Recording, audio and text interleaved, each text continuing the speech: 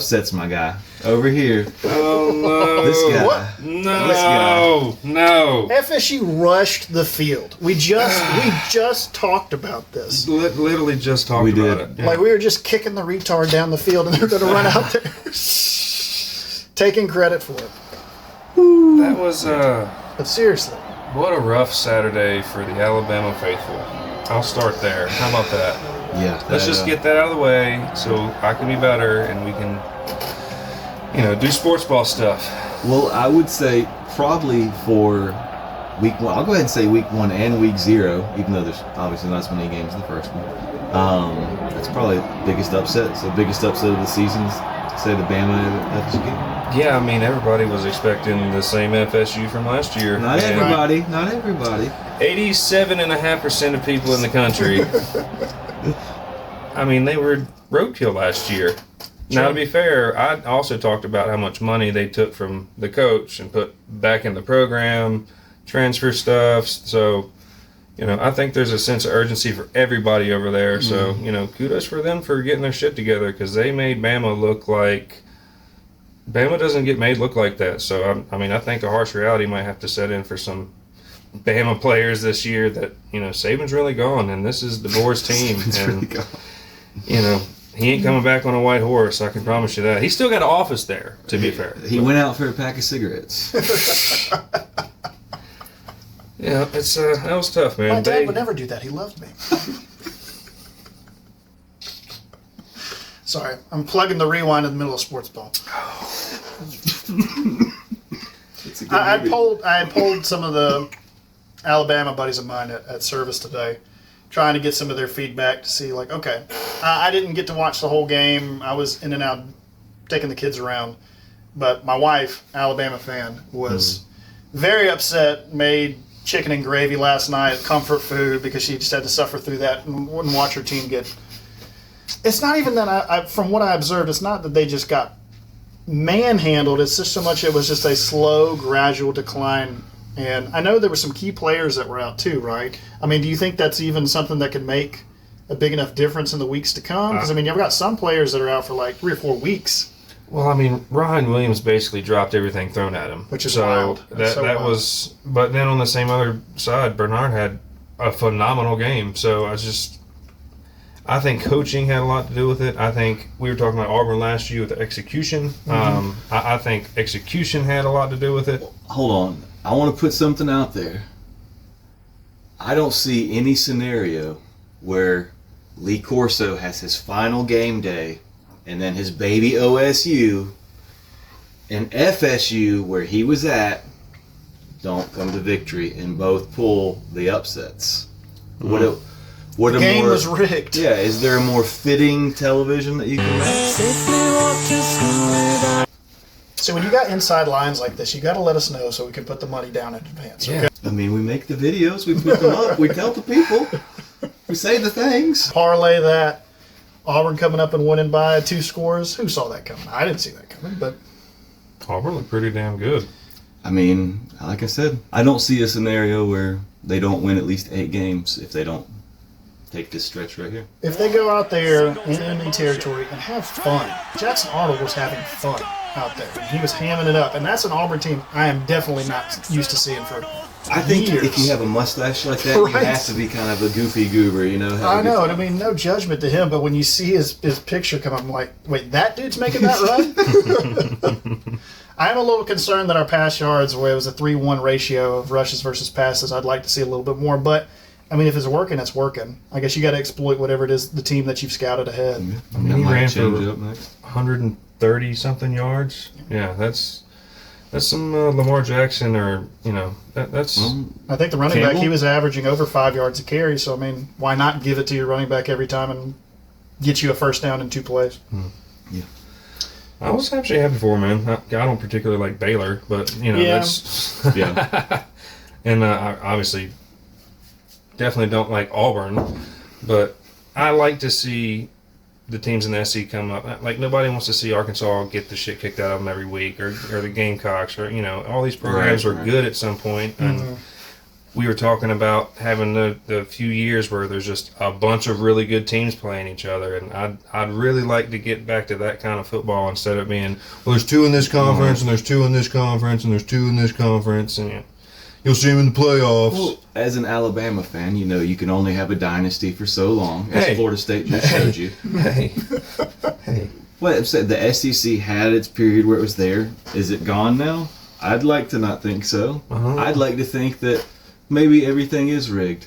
Maybe Arch will lead Texas to win the national championship. Maybe so, you know. You're banking on them shirts. I am. I'm just saying, if you look at the lines, Check out the store. they went down to 45%. OSU is now at 85% of going to the national game. Whereas before, Texas was pretty much a guarantee. Fun fact, in all of recorded history, never once has Texas been ranked number 1 preseason. So, of course, the first year they're ranked number 1 preseason. You know. There just seems to be a lot of things that, as someone who likes to look at the numbers, a lot of it seems blatantly like, hey, I bet all the idiots will put their money right here and give it to me if I'm a casino. So what's the name of your casino? What was y'all's observation from the Texas-Ohio State game? I mean, do you feel like Ohio State they came out and showed up and did what they needed to do? I certainly was not expecting such a defense-heavy game going in and it being 14-7 for the finish. I think realistically, if you watch the game, I think the majority of fault at Texas, I hate to say this, it really does look to me like somebody might have intentionally not been doing their best. 37% off target, that guy? That just seems very odd to me. Now, maybe his girlfriend just broke up with him. Maybe he had a stomach bug. But every now and then I would see him sling some where he was absolutely A accurate. Manning's going to do what a Manning's going to do, Right. you know? And then you get a phone call from Uncle. Hey, Nepotism. Arch Manning took 4 phone calls during the game. Look here. So on the subject of the SEC, how do we feel about LSU Clemson? Do you think LSU stood up? I think LSU looked pretty solid out there. They did. Clemson, as much as I am not a Clemson fan by any means, Clemson is a solid team right now. Still, yeah. And LSU went out there and, I mean, they stood on business. Breaking that 5-year or 6-year spell, losing every game opener. I still think I think those are still very good teams. I think you're still going to get Clemson. Oh, yeah, I'm not saying Clemson. So I'm adding to your point. I'm saying I think LSU's pretty, and I don't like their quarterback all that much. I've seen him be in big moments and completely shit the bed, and you know you can say what you want to. I mean, they're talking crap about Arch right now. You know, it's like he looks real good against a no-name team. And, well, yeah, of course, but I don't know. Time will tell. I believe in Arch. I think Arch is much better than his first game as a starter for a massive organization. Yeah, we'll call it pregame jitters. Sure. Maybe got the best of Shake him. it off, you know. Maybe a little nauseous, wasn't it? Maybe They're also not. playing at Clemson, too. I mean, you got to think, from what I saw across the board, whoever was the away team was shook up, usually the first quarter of whichever game it was. That did seem, like you said, across the board. Especially when watching like the Baylor-Auburn game, Baylor had a scheme that was working that first quarter. Like they had points up first, they had a shot to get a touchdown to be up 10-0 in the first quarter, but they don't make it. Completely rewrites the whole story of the game. Mm-hmm. So Clemson, I know, similar situation. But I mean, just look at Alabama's head coach. The entire time he was on the sideline, like, not the first drive, he just sat over and looked like he smelled a stinky fart. He was just sitting over there with his that's the shirt. just had the fucking, I don't know, man. Just like the lineman walked by and shit his pants, and that's what he smells the entire day after the opening touchdown drive. You know, it's just, You gotta he was giving off the wrong energy, man. I'm used to Saban chewing asses and throwing clipboards and yelling at OCs and, you know, grabbing people. Well, you know, give me a little juice. And not just at the refs. The only time he got even tried to yell, it was at a referee. Well, It's on the same thing that we've talked about of it comes down to the discipline of executing the plan. Mm-hmm. And it starts preseason. You start going through there in the locker room. Is everybody showing up and doing their workouts like they need to? Is everybody studying like they need to? And if you're not doing there, it's certainly not going to show out on the field.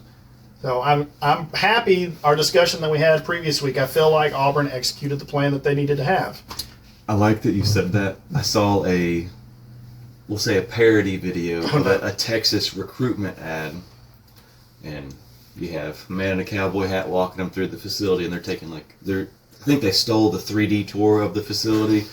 He's going there, and they're just very over the top. Everything's bigger in Texas type things, and then he's like, "What's that room?" He's like, "That's the study room." He's like, "This way." He's like, "We don't want to look at that." He's like, "I don't even think we have keys to that." You know? Was it Matthew McConaughey taking them on the tour? No, it was just right. All right. What year is he running for office? Do we know yet? McConaughey, I think he's going to be the next cycle, right? You think so? Yeah. I think that's how everything will prime up. I started to follow him a little bit more. I want to see how he... And then Joe what his Rogan strat runs is. for president. Mm-hmm. Yeah. Sorry. Side note. Man, Swapping pods. the just sheer degradation of our society. It's all sports entertainment. Yeah. It is. This It is all is. just fun comedy. It's all betting. It's Yeah. all betting. Rogan will never be president. Have the Simpsons done an episode about it yet? Well, I'd rather let's see what Barron's betting. I mean, you could probably make a living off of that. I can make a living. All right, so talked about LSU Clemson. Yep. Texas Ohio State. Okay. Talked about Alabama Florida State. We got the Convicts game about to start. Yeah. Coming in hot. Everybody's giving Notre Dame the win. I feel like don't count Miami out. I think they're about to show up. I don't know. I don't want to say I'm full anti Carson Beck. But Oh, I forget we keep harping on that. I mean, he's the love child of Timmy and Sid the Sloth. He is. Poor guy. It doesn't help that he wears the obnoxious chain on the Miami Vice black satin shirt when he comes to give his welcome to Miami speech, or whatever. This is a little too much. You say hello to my little friend at the end of it, pull out there. Come on. What if he comes in clutch? What if maybe he chokes early and comes in clutch before the game's out? So I will say, I liked what I saw of him at Georgia the first bit that he was there.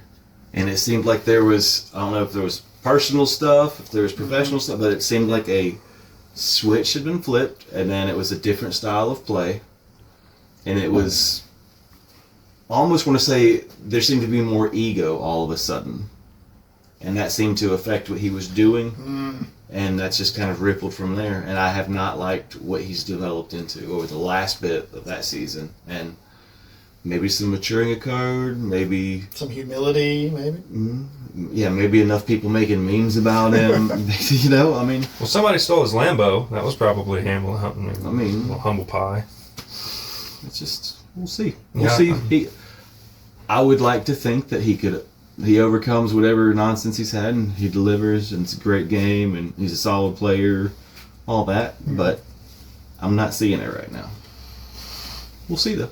I would love to be wrong on that note. I mean, I watched him miss just deep ball after deep ball after deep ball for these guys that are wide open all the time in Georgia. He's going to win this game with an 86-yard touchdown pass. He might be supposed to do that, but he's going to either overthrow of it. But and the receiver's going to go. It's in script. No. So he's not. No, thank you. I'm not on that. I will take Arch 10,000 times before I even bet $1 on Carson Beck. I remember specifically, I want to say it was maybe Stidham, Auburn quarterback from several years back. That was his biggest problem, was the constant overthrows. But every blue moon, I'd say 1 out of 4. 1 out of 3, 1 out of 4, he nails the big throw. Right. So if Beck can get that and still get points on the board, not miss field goals, not mess up out there up from the jump, maybe there's a shot that they can pull through. We'll see. The Miami team, we'll see what they built this year. But, I mean... Florida's trying. I'm pretty anti-Notre Dame. Or that's just a lot of good commercials and propaganda. Shane Gillis, damn you. He wore that same Notre Dame shirt for every podcast for like a year at least. I mean, even when someone he'd go and kill Tony, and he still had the same thing on. He was just committed. Well, I mean, Jesuits, gotta hold strong. Oh boy. So, Notre Dame, Miami. What was the other disappointment I wanted to talk about from the SEC this past week? I know Vandy won theirs. All right, they went pretty handy, but nobody was playing super juicy team, right? Right. I feel like I'm pretty sure everybody else blew everybody else out. Like Ole Miss, all their freaking cupcake games. I think Georgia won. Georgia was over 50 points. You know. Texas A&M, I think they had like 42 or 48 points. So Texas A&M is a program that, and I know we haven't seen much of them this year. They had, like you said, a puff game, so they didn't get national coverage or whatever. But they have one of the most solid lines. I would say maybe even only second to Ohio State's, which I don't know if you watched Ohio State. I got a video. I'll put it up for you or whatever. But, I mean, it literally looks like Texas players are wearing rollerblades, just sliding back. And wasn't Texas getting hyped up for their defensive line prior to the game starting? That's what I'm saying. Alabama was too, but then they got blown. Just like they're on skates, man. It was Alabama got gassed too on the ground. They just could not stop the run, you know. And if excuse me, I don't care what kind of football you want to play. If you can't run the ball and stop the run, you're going to be in deep shit. So it's just you can throw it for 1,000 yards in a game if you want to, but if you, I don't know. I've seen the dynamics have obviously changed with what kind of football they're selling now, and the quarterbacks and the wide receivers are the big deal. But I mean, look at Saquon Barkley. Look at Derrick Henry. I mean, these guys are grown-ass men who are really good at their job, and they're the reason that their teams are doing, they're a big chunk of the success. Look, for me, let's do a fun segment right now for the fans. Oh, copyrighted. Flagged. Doo-doo. Probably should edit that out. Anyway, in terms of players that, this is the top guy, like whatever, however you want to glorify these different people, I have a few people on that list. Bo Nix, incredible player. And once they put him into Oregon Schism, man, he just thrived. He thrived. Sorry, this as an Auburn fan, knowing that we had this amazing piece. That was bait. He's not one of my favorite players. I knew he would take it. You bastard. Bo Jackson, though. Stay in the Auburn vein, kind of there, so you go. Okay. Bo Jackson is one. I mean, I'm sure everybody's seen the 30 for 30 on him. I mean, he's from Bama. It is where it is. That man is a freak, and he's a good person, genuinely, too. I've met him in person. He's a good dude. On that same vein, Madden. His time at the Raiders. I'm a huge Raiders fan. Think he's obviously one of the biggest contributors to football. So I'm not saying necessarily as a player or a coach, but for the sport itself. Nobody, not a single person on this planet can say that John Madden did not contribute to professional football. I mean, he had a game for decades. Everybody knows that. So I got Madden that falls into this category. I got Bo Jackson that's over here. But then I go to more of the big guys right there. Your Dorsey, like from LSU. You remember him? He just absolutely destroyed the line. You had Sapp. Warren Sapp is one of my all-time favorites. He was just a nasty dude. Moved people wherever he needed to do. Just a force to be reckoned with, but play in a position that's not necessarily your typical glory position. And then staying in the vein of nasty, and with the Raiders, Bill Romanowski. Ooh. In my mind, the most disgusting linebacker of all time. the most poke you in your eye at the bottom of the I'm huddle and stuff. I'm gonna stick something in your butt, in your eye, or break a Nobody's finger. looking right now. I'm gonna twist your dick. I know, because I've seen so many people talking about him, like in interviews that are 20 years old now. Right. And they're like, yeah, if you were down at the bottom of the pile, he'd step on your fucking hands. He'd try to break your fingers. He'd try to poke your eye out. Yeah, he's just a mean, nasty. But fighting in the trenches, every little thing you're doing to give your team just a slight edge, he's doing constantly. Whereas today, it's like, play's over, I'm done, or I'm tapping out here. No, he is everything I can do to move the ball forward, metaphorically and literally, I am going to do at all times. You got to protect the merchandise now, right? You got all these different rules and stipulations in place so that these dynasty players that are going to go be professionals, or if they already are in the professional settings, they've got to protect those assets. That's why you don't get away with that. Same thing with the NBA. I mean, we've talked about the difference. You could watch, what is it, the Chicago Bulls run with Jordan. I mean, you get to literally see the way that Detroit was literally beating the crap out of Michael Jordan every time. The Jordan rules. But that's a game. Right, That's but then now you watch it now, and LeBron goes in, and somebody grazes him, and he's, whoa, flop. I mean, I know it's a meme, and everybody says it, but it's true. You get to see that vast difference when these sports stop becoming contact. And I mean, obviously football is still a contact sport, but like you said, Is it? People are. What is the South Park bit they did on it? Was it Sarcastable? Sarcastable. Yeah, that's literally the world that we're living in.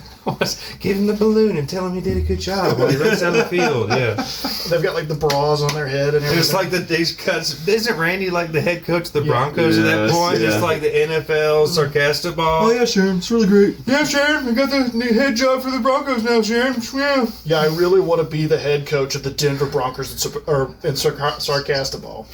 I really want to be the head coach for Denver in Sarcastable. I love Randy. He's been the glue of that show. Ectoplasm. A solid one there.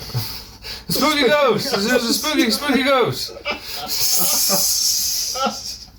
Google spooky ghost South Park. Heard there's some internet out west. They unplugged and plugged the router back in.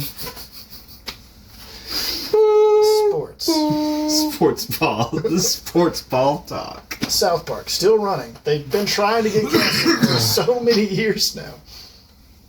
I mean, they really don't have to do it anymore. They're both billionaires. They haven't needed to do it. Yeah, that's what I'm saying. I'd say by the time they did the Book of Mormon, they were like, they could have retired easy. That's what made them billionaires, yeah. Keep doing what you... I mean, that's the thing that you like doing, keep doing it. You were saying, though, these different players that are impactful to you for the sport of football. Oh, I was just going to ask y'all, who are your icons? And you can do the traditional things. You can be, all-time greatest here or whatever. But I'm just saying, for me, I was trying to paint a pretty broad stroke to let y'all have liberty to go whichever way you want with it. But for me, those are the players that summarize the sport for me as the different icons that one can become. I mean, obviously you have all these all-time great players in different ways, or people that do these incredible feats, and even if it's some people that just have a particular season or a particular streak somewhere. I mean, hell, I love Jerry Rice, for instance. Like, there's all kinds of things like that, but those would be, for me, the icons. And I think somebody we literally just were talking about before, somebody who's contributing to the sport infinitely more post actually playing, I'd say Kirk Herbstreit. I love what he's doing I love what he's been doing for football. I love in the beautiful tribute to Lee Corso. He's basically been, keeping him alive and, keeping him on track for how many years now? More than you know. Right, exactly. But somebody who is making it accessible on multiple levels for different people. I'd say he's very easy for somebody on a little bit more vanilla level to get into, whereas he's got the stats to back up so that the more hardcore people that know their stuff can appreciate, like, oh, he came prepared for what he's going to do here. But then, your mom could be like, oh, he's got such a lovely smile, at the same time. So, sorry to tangent on that. Do you think that's him as a person, or do you think that's him as a character? I would really like to believe that is who he is throughout. Okay. But I have not seen enough evidence behind to contribute to the contrary. I also know he's done a lot of side business ventures that would probably be beneath his station, but be a way to make money. I think he's got several different ads for all these different companies, so he contributes to. And I don't know if he's doing it as a personal favor, for maybe he knows the people that are involved with it, or if he's just collecting paychecks. I think what is the trucking company that he always plugs? Oh, is it Jordan? No, it's not like Maverick or something like that. Green emblem, anyways. You can pull it up on there, but he's plugged them. The mascots come out there. They're Old Dominion. Old Dominion is the transportation company he's affiliated with. Us in the logistics business, I'm just thinking it's interesting. He's plugging different trucking companies because, how does that conversation come up? Where money? Right. Well, I mean, is it that, or does he know, hey, my best friend's cousin is in Old Dominion, and I'm doing a favor to plug, and I got them to bring in the mascots to bring attention to it. My wife's second cousin owns it and all that. Yeah, exactly. What do you, right? Yeah. All right, so what do you think? Do you think he's genuine throughout? Do you think it's a show? I mean, everybody's playing a character of somewhat. Yeah, but I mean, you could be Booger McFarlane or Lee Corso. There's a big spectrum that you're going with there as to what you're doing. God, are they even letting Booger on air anymore? I saw Booger last night. What are you talking about? All right, I was just making sure. That man's gotten the shittiest assignments available on whatever broadcasting station. I remember they paired him with Jason Witten, because Jason Witten is my top 5 favorite player all time, top to bottom. Jason Witten, he was asking him. He's one of a handful of Cowboys jerseys that I've ever owned, because I only buy the jerseys of the Anyway. Very genuine guy, very good football player, very good coach, very shitty commentator. And that's just the sad part about it. They gave him a chance, and there was not, I think he was 3 or 4 games into his first year contract, and they literally brought Booger in to break up the camera roll for him. Booger was outside on a fucking cherry picker with binoculars on the sideline, yeah, you see that, Whit? Yeah, and they go to him up on the fucking thing. He was that bad. So, it's just, you know what I'm saying, though. So, Booger gets all the shitty appointments, but I'm sure he's still making really good money, but he's just, he's not on the primetime stuff anymore. I just had an image of Booger's face for the last part of your rant on that. I want to stay on the same vein of sports broadcasters just for a moment, if I could. Okay. Somebody who I've enjoyed that is very much a character, very much has been brought in for a certain demographic of people, including myself, Pat McAfee. I've really enjoyed what Pat McAfee has offered to ESPN, what he's offered for us for entertainment. I love his gimmicks. I don't watch much of his show, but I know he's got a good audience for that. He's brought back the tank top back into popularity as well. Sun's out, guns out. I love watching his career at the Colts too. So it's just been it's been impressive to watch him and what he's been able to bring in to keep me entertained. I think there was a very specific formula that maybe dads and a little bit older fellows came to associate with what game day could look like, what SportsCenter looks like, and then he kind of comes in and spices it up a little bit.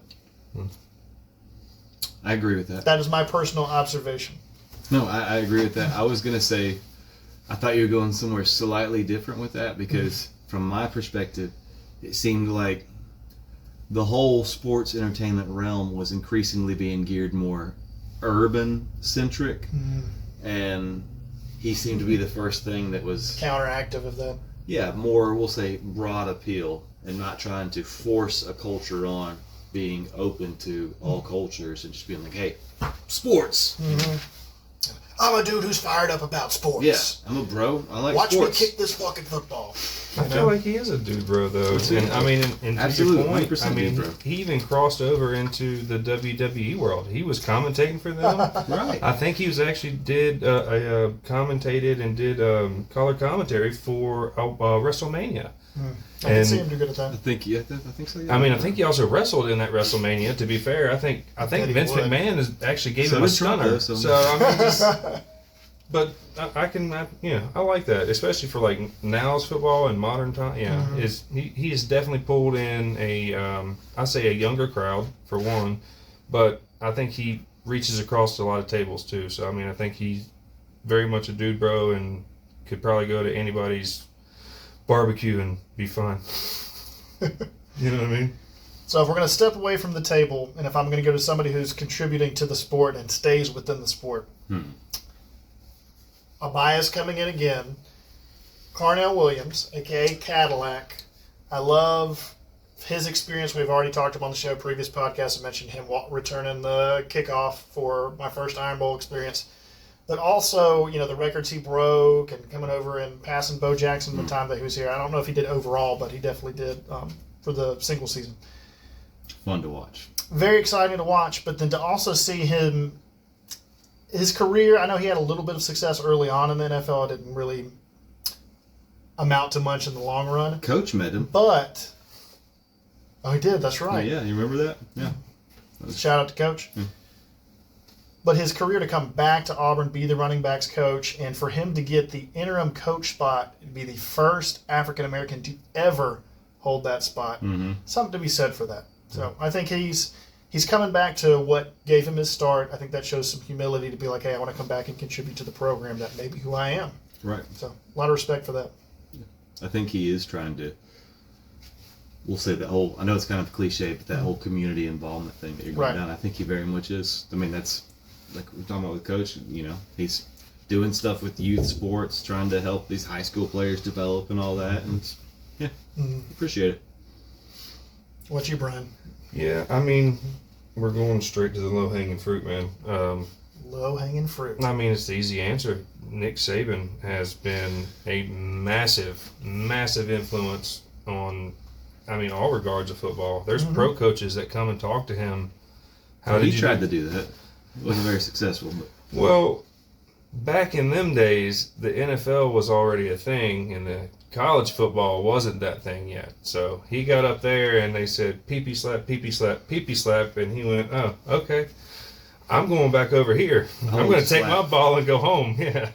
Well, clearly his method is only effective where he's able to directly influence the players to follow what he wants to do. You can't go tell players who are making millions and millions of dollars, hey, this is the program I want to run. This is the way we're going to do it. That's why he left? Exactly. I believe that's a very big contributing factor is he went up there and got tired of grown men that are being paid to be there a lot of money. I'm not going to do this, or I'm not going to show up to this practice. You know, but it's in my contract. I'm only going to be here Tuesdays and Thursdays. You know, that shit don't fly with Papa Saban. Yeah, that's coming from, we'll say, a more kinetic background. That's something that I just don't see. It's hard for me to even compute that. So, yeah, that shit would absolutely not fly with me. It's like, last year you were chasing Sally Rottencrotch. Be grateful for what the fuck you have. Do what the fuck I say, and I will make you a goddamn hero, you know? Yeah. So, Saban is easy. It's a little rough. I thought Sally. Sally. Sorry, Sally. So Sally watching this right now, like, how does he know? Tomorrow we're sued by Mrs. Rottencrotch herself. At Mrs. Rottencrotch is a command to be respected. Sorry. As an Auburn fan, it's tough for me, but I will absolutely give that nod to Saban too. How frustrating it was to be on this side of it and to just know, and we talked about it in the previous podcast, to know Alabama is going to pull something out because they've got the depth, they have the discipline in order that whatever the situation is, they're going to pull something out of their butt, and Saban's not going to show any emotion about it, except for that one time. Was it the LSU game where it was the second round play again? Yeah. He goes and he gives a hug to was it McCarron, his quarterback at the time. I was like, oh, genuine emotion, nice. But no, he definitely exemplified what it meant to take college football seriously and what it can do for the entire industry, the Saban effect, everybody trying to, who can find the next Saban to influence and change the world. Yeah, it's no longer who's the next Bear Bryant or anything. Saban is the new standard. Right. Saban is the standard. Well, I mean, there's so many things you can pull up to say this is evidence to back up that point. You know what I mean?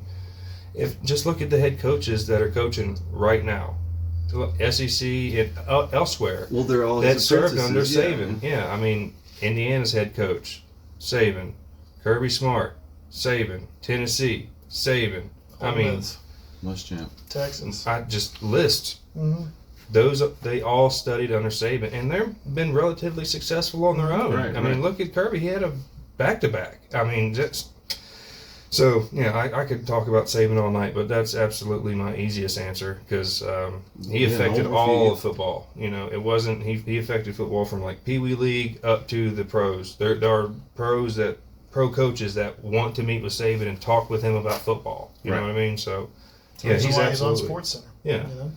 So, he'll do whatever he wants to do involved in football because anybody in football would be a privilege to have him be a part of their podcast or their interview or their, you know what I'm saying? It's just, and if he wants to keep doing it, God bless him because he's got the right to do it as long as he wants. Hail Saban. Hail Saban. Oh, Alabama Jones. Oh, that was such a good skit, dude. That was great. That was so good. Side note, low-hanging fruit shirt just for Brian. We're going to have that made. Just some You've grapes, said that every episode of everything that we've done the past 3 weeks. I'm good with that. Yeah, I'm just saying. I've got mine too. Him grinning on the ground, laying there with a cluster of grapes going into his mouth. But they got to be member berries. Oh, that's good. Yeah. Can we get that though? Oh, that's like a phone call. Saban's a solid pick. Any so players that jump out? Well, that's what I was going to try to not be just, you know, we're talking about influential to football. So I mean, I think, unfortunately, as much as I would not like to admit it, you've probably had the answer that is the most, you know, demonstrable person out there. Like, this one absolutely has affected. So, yeah. And there's been great coaches, like, I mean, but it's all, you know, they're all just a little bit behind Saban now.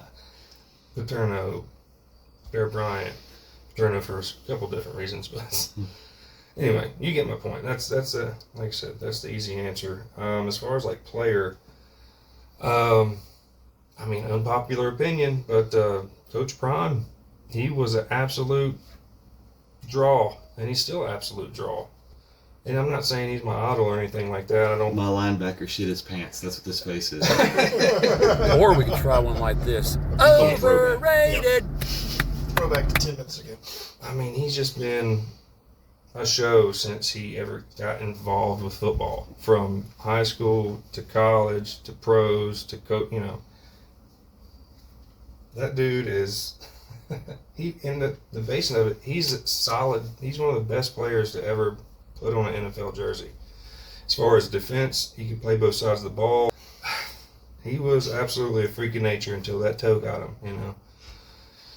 But you got to put Coach Prime up there as far as player, just because of how good he was, the show he was. Now, as far as player that did all the things right, like as far as, you know, shaking the hands and kissing the babies and all that stuff, is, for me, Jason Witten. Jason Witten is my favorite player across the board that's ever, it's you know, he's top 3 for me. I could put maybe, you know, DeMarcus Ware in there. He's probably really for the same reasons. So, but outside of Alabama or the Cowboys, what would be the most significant player that you would put? Like I'm saying, a team that is not your team, do you have anybody, player, coach, whatever, outside of there that would be a thing? Or do you only like the things that... You already put Madden out there because, I mean, Madden is football. You know what I mean? So you already put him out there, and on that kind of vein, you could put Coach Ditka. I mean, everybody knows Ditka. That is, yeah, you know, the Bears. The Bears, you know, that's been a running skit for 20 years, 30 years. Yeah, so. On the Bears note, they got some quarterback stuff right now going on there. Yeah. Well, and then you could get into, like, commentators, because I love Al Michaels. I've always loved him calling whatever he was calling. I didn't care if it was pro bowling. I'm going to listen to Al. You know, they booted him over to Prime or whatever because he's obviously aged. He's not as sharp as he used to be. They paired him with Herbstreit, you know, which I think has been a great pairing because, you know, he can help Al Michaels finish out his commentating career and cover here and there, and that's because they balance off each other. Kurt likes to talk, and Al can't talk as fast anymore, so it works out. Right. But, you know, Pat Summerall, I mean... Pat Summerall, that's a good one right there. Good that pull. voice was in every football movie ever, on every, you know what I'm saying? Everybody knows Pat and John's call. It's just, So there's a lot of people you could put in there. I mean, look at Jim Nantz. He's still doing it. He's been doing it forever. He's called everything from golf to World Series with, he's the first football game. Talking about players from different teams, I don't mean to take you off your tangent if you got somebody else queued up. No, I was just kind of, trying to plug. But somebody from Alabama that's probably not somebody that many people would turn to and say, oh, that's a player that is held in a super high regard. I remember in your in-between stages of Alabama quarterbacks, you got Blake Sims. Mm-hmm. And I want to say, following here, because I think he's fifth year senior, I believe, when he's going. He might even have a kid, I believe, that was going on during this time. But he just played a very solid performance and led that team, I want to say, to the national championship. Did they not? I'm sure they did. No, he didn't win. I'm saying led to, yeah. I think we were one short. I forget, because I love Blake. I thought we were going to win that year. Yeah. But no, I think we either were one game short or lost in the championship game, one or the other. But right. No, Coker won the year after he was supposed to win. Mm-hmm. And a lot of people don't even know who Jake Coker is. It must be difficult to get all your championships confused. But I mean, it was Isn't that a bitch of a problem to have, right? But you're going through all these superstar Alabama quarterbacks through those years. And I feel like he just kind of snuck in there for one and got showed out as best as he could and had an amazing season, if I remember right, and then popped back out. So as far as appreciating the other side of the court or the other side of the field, I enjoyed watching Blake Sims. I really loved AJ. I thought AJ was just he was a good old boy, man. He was out there just doing his job, and that's all he had to do. He had some of the best talent around him in the whole country. This is your job. Don't fuck it up. Just pick one and throw it, or hand it to this 5-star recruit. You know what I'm saying? It's just, and he did that. He's got a handful of conference champion. He's got plenty of gear. And a smoking hot wife. He did all the cool stuff, and there was never a big, what do you call it, a hubbub of, oh, they found a kilo of cocaine in his bag last night, or, he beat this stripper to death. But is that really the standard that makes him good? He's a national champion. So that just comes with being a national champion. On that vein of quarterbacks, though, we haven't talked about Tim Tebow, right? We got to talk about somebody who was super influential in the game, on and off the field. I don't know if he's had. Well, I think now we're starting to get more in the tertiary part, but I don't think he just has as much of an impact. I think he had a significant appeal for a short time, and I think that's that. But I think that could apply to a lot of different. But from the Christian community standpoint, his example and staple has definitely bled into the Christian community huge. I mean, obviously he didn't go on and have an amazing NFL career or anything really of note, period. But what he did in taking his platform and turning it into a Christian persona that's writing books and doing different speaking events and stuff like that. I mean, he made that a huge career that I think had much bigger impact outside of the world of football. I think you see more eye black with Bible verses on it now, like across the board. Yeah. That's not meant to be like a joke. I'm just saying, like, genuinely, like, you do see that players taking the time to put that in more. Although I could absolutely see how that could be like a bit, in a stand-up thing. Bill Belichick is about to have his NCAA debut coming up here. The North Carolina game. Mm-hmm. That's Monday. That'll be tomorrow. Mm-hmm. So that'll be what we're watching tomorrow. Mm. What do y'all have any thoughts on this transition? I mean, this is the coach that has Super Bowl rings, that was the mentor, maybe you want to say, of Tom Brady. Oh, he was the coach of the team Tom Brady was on. He drove the bus. But didn't Saban have his time under Belichick as well? Mm-hmm. So you're saying Belichick might have groomed Saban a little bit there? Absolutely. Yeah, 100%. Well, I'm saying now he's going down to trying to get some stuff. If you've had success, you got to sprinkle the Parcells tree. I mean, Bill Parcells, his coaching tree, talking about look at the Super Bowl winning champions that served under Bill Parcells. Yeah.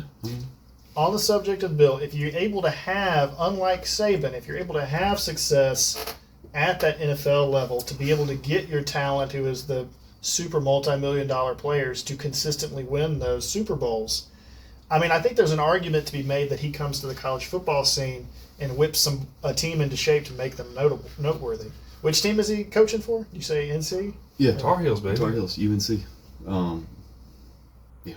They're a guilty pleasure team for me. I've always loved their colors. So they have the second most amount of player transfers in 41 new players for this season. Yeah. So I mean we've talked about how it takes time to have that loyalty and build up there. It's more than half the shit being thrown away. I've already used my one F-bomb. Yeah, that's wild. 41 new players. Can you imagine? That transferred in or were recruited in? Well, I mean, yes. I would think the same shift would happen too. Let's say Saban comes back, not for Alabama, jumps into a different team. You don't think that causes ripples and players start flocking to that team? Oh, God, yeah. Definitely. I mean, Saban's gone. Now he's able to come in and try and flex. So that's what you're thinking? He's like, now I be big fish, I mean, he's already been the big fish, right? Well, and that's the thing is... He's going to a smaller pond. Yeah. It's about to be the whale in the kitty pond. He figured out the system up there. He got in his place, said, all this is mine, this part's yours, down here is somebody I told to do something. And he was all about, do your job. Mm-hmm. That's it. Mm-hmm. I can bring in Momo, I've never heard of, running back. All I need is 4 yards out of you on this run. Go get in there. If you don't do your job, you're fucking fired tomorrow. He didn't play that stuff. It's do your job or leave. Mm-hmm. That's it. I don't care about your money. I don't care how much you're getting paid. I don't care about your spa session after the game. When you're on my field, you're going to do the job I told you to do. And if you can't, get off my field. Right. So, coming down, which I really, at this juncture, I don't feel like it's a come down for him. He won his championships. He does not have to coach. Well, and we've also said that the NIL has made it increasingly more like the NFL. Mm-hmm. So it really isn't that much of a step down. He's still dealing with a bunch of overpaid assholes, and that's what I'm saying. I think, honestly, he figured out, hey, I can go down here. It's still kind of the same system. These guys have money. They want to win. My name is my name. I'm going to bring in a couple, I'm not saying they're going to do all that great this year, but I bet next year they're very, very good. We could see something. They're going against TCU, the Horned Frogs. As SEC homers, you probably don't give them much consideration, but for the past, that's what I'm saying, the past 20 years, they've been 18. And they always give Oregon a good game, so and they're usually ranked almost every year at some point, at least in the top 25 somewhere. They're a competitor. So come on, are you sprinkling to this is a 2019 slapped everybody together team? Let's go win a championship, and then that could very much be the start of a new dynasty that I think would make me, I'm assuming you, very uncomfortable, especially especially after this first week where we see the only SEC team out there that's really representing LSU. Yeah, go Tigers. And we'll see. Well, to be fair, they've been, if it's not Clemson, the ACC's been. Well, they had Miami's been a thing. Miami's had a dynasty time. Miami's had a 1 year comeback, Yeah, but I'm saying that's so far, other than, Jameis Winston and say FSU. That's right. That was their one pop. Yeah. Your lives, our lives, have been mostly SEC, with every now and then some corn-eating state out there throwing a team that challenges us for a year or two. And what do? They're the SEC now. Come here, Oklahoma. Come here, Texas. TCU, North Carolina. This episode will probably come out after. Mm-hmm. The line that I have at this very moment is TCU by 3.5 points. So, are we saying the Horned Frogs emerge victorious? They hold the line. They do what they need to do. Brian's already shaking his head, so we got Brian saying Belichick. You saying Belichick wins or just keeps him from covering the 3.5 points? Oh, no. So I think... Go for it. I think, to your point, Belichick is coming down, and he is either going to solidify he's one of the best coaches that have ever done it. Bold statement. Or he's going to absolutely tarnish his reputation by not being able to win with these boys that have flocked to him. So I'm going to err on the side of I'm hopeful because I never really didn't like Belichick. Tom Brady was the one that rubbed me the wrong way. You know, you always hate the guy that's the big dog and always winning. You know, you just root for him to lose. Kind of like Patrick Mahomes now. You're just rooting for him to lose. I didn't like him from the first time I ever saw him. I was trying to be nice, but you just... Broccoli hair motherfucker, stop. Kermit, you don't talk bad about Kermit now. Looks like Uncle Laser from Kill Tony.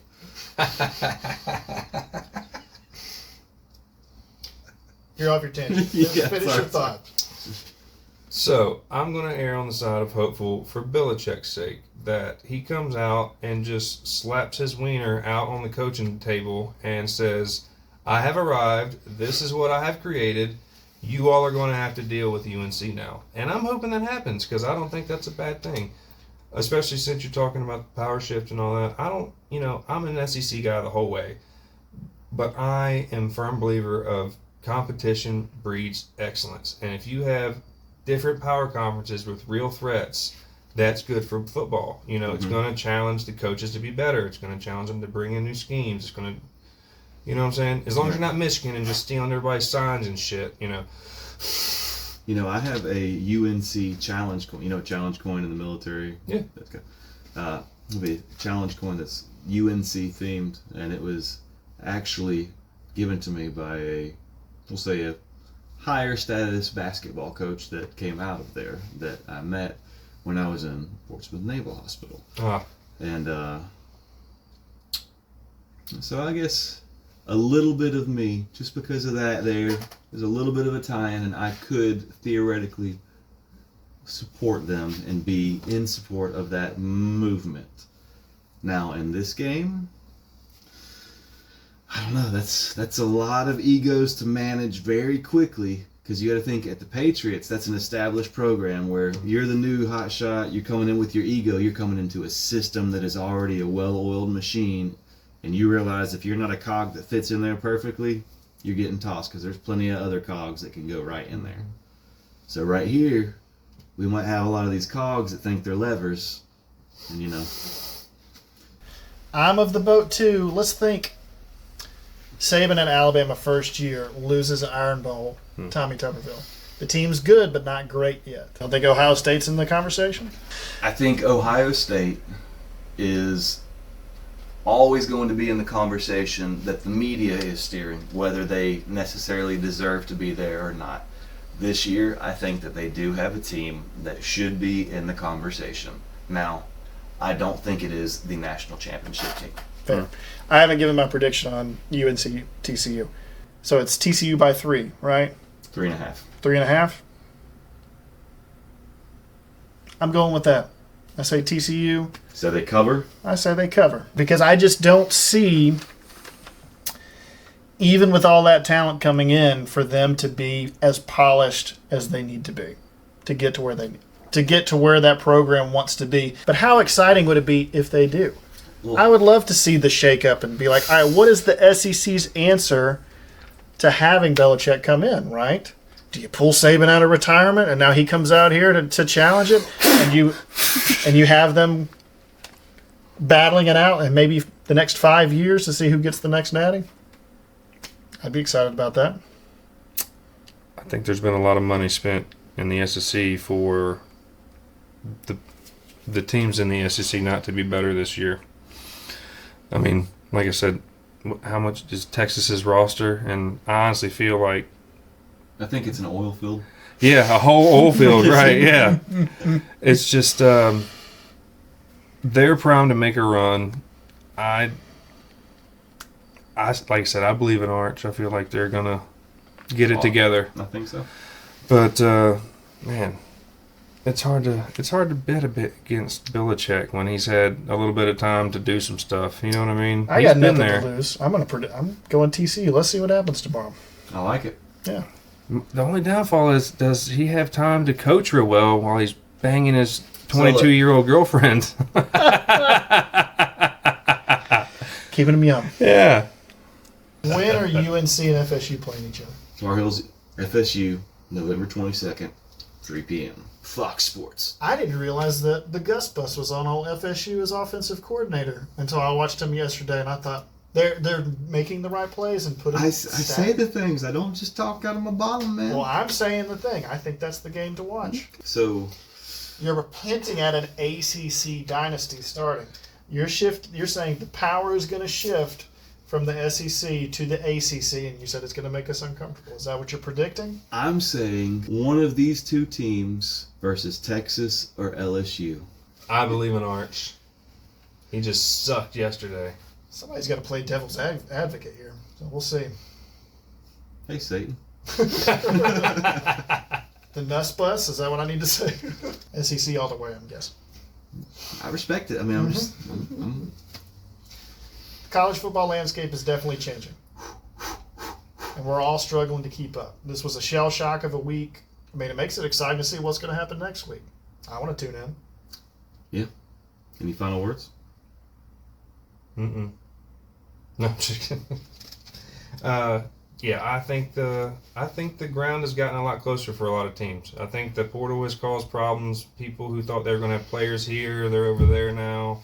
With Belichick. Yeah, I mean, look at what happened when Deion got to Colorado. He had like 80 transfers in and out the first year he was there because he literally told players, "You're leaving, or you can leave on your own, or I'm just going to cut you." And then he's like, yeah, all these other players I'm bringing, the 40 people that I've already, yeah, they're my new team now. Here's my son, the quarterback. Here's his best friend, here's his little brother.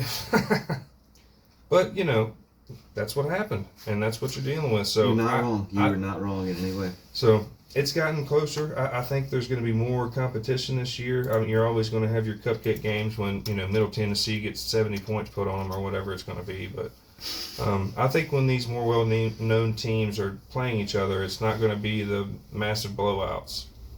Like even the Alabama game, it wasn't a blowout. They just got out-coached. Well, on that, what you're just saying, FSU was pitched as the cupcake team before this game.